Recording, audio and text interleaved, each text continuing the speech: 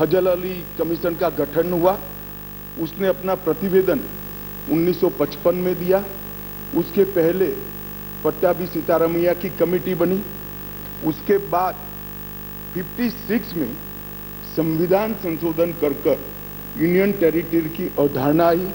इसके साथ साथ दिल्ली म्युनिसिपल कॉरपोरेशन एक्ट 57 नगर नियम अधिनियम लागू कर दिया गया और 87 में जब सरकार या कमेटी बनी उसके बाद दिल्ली को राज्य देने का निर्णय किया गया।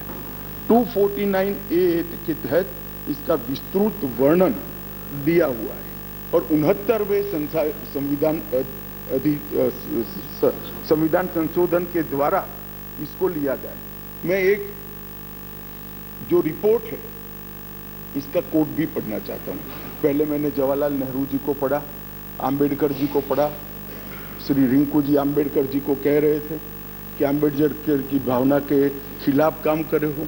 रिंकू जी, हम तो आम्बेडकर जी की भावनाओं के अनुसार काम कर रहे। आम्बेडकर जी ने कहा था कि केंद्र के तहत रहना चाहिए और माननीय अध्यक्ष जी बालकृष्ण रिपोर्ट में साफ शब्दों में कहा, मैं कोट अनकोट कहता हूं, दिल्ली की कार्यप्रणाली और सेवा प्रणाली, कार्यप्रणाली और सेवा प्रणाली केंद्र सरकार के अधीन होनी चाहिए। संविधान में संशोधन के दौरान तत्कालीन गृह मंत्री ने भी अपने वक्तव्य में ये बात को, रिपोर्ट को कोट किया और उन्होंने कहा कि बालकृष्ण समिति ने पूरे विश्व की राजधानियों की कार्यप्रणाली और सेवा प्रणालियों का अध्ययन करके प्रस्तुत किया है जिसका हम पालन कर रहे हैं। और उस वक्त गृह मंत्री कांग्रेस। तो आपको ये मालूम होना चाहिए कि आप जब एक उंगली हमारे सामने करते हो तो 3 उंगली आपके सामने होती है।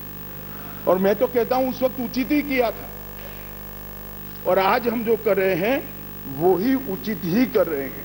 इसलिए आप, जैसा मैंने कहा कि आप गठबंधन को बढ़ाना चाहते हो, आपके मन में ऐसी कल्पना है कि गठबंधन बड़ा करेंगे तो शायद मोदी जी के खिलाफ चुनाव जीत जाएंगे।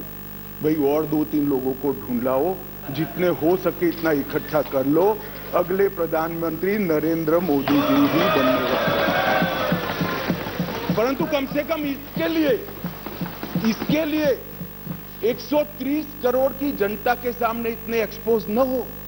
हर बिल आता है, नहीं मणिपुर पर चर्चा, मैं मणिपुर पर चर्चा करने के लिए आता, नहीं मणिपुर पर चर्चा नहीं, हम विरोध करेंगे, यहां आ जाएंगे, मेरे सामने बोर्ड लेकर खड़े हो जाएंगे। ठीक है भाई, करो।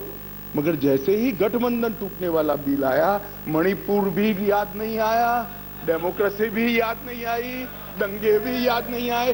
सब इकट्ठा होकर देखो सामने बैठे, सारे इकट्ठा। और 130 करोड़ की जनता को बताते हैं हमें मणिपुर की चिंता नहीं है, हमें चुनाव की चिंता है, हमें डेमोक्रेसी की चिंता नहीं है, हमें चुनाव की चिंता है। हमारी पार्टी के कोई सिद्धांत नहीं है, केवल और केवल राजनीति में, चुनाव जीतने के लिए राजनीति में है। और बताइए भैया, आप बाहर जाकर मीडिया को, अगर ये नहीं है तो सारे बिल में क्यों एब्सेंट रहे? सारे बिल महत्वपूर्ण नहीं है क्या?